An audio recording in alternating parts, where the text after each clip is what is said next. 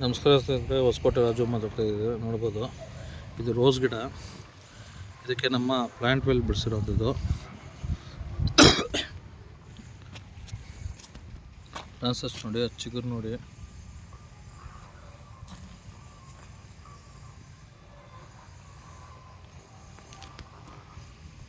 ಕಡ್ಡಿ ಸಮೇತ ಕೆಳಗಡೆಯಿಂದ ಕೀಳ್ತಾ ಇದೆ. ನೋಡ್ಬೋದು ಗಿಡ ಬುಡಗಲ್ಲಿಂದ ನೋಡಿ. ಇನ್ನು ಆಲ್ರೆಡಿ ಕೀಳ್ತಾನೆ ಇದೆ, ನೋಡ್ಬೋದು ನೋಡಿ. ಬ್ರಾಂಚಸ್ ನೋಡಿ, ಆಮೇಲೆ ಕಣ್ಣುಗಳು ನೋಡಿ ಯಾವ ಥರ ಕೀಳ್ತಾ ಇದೆ.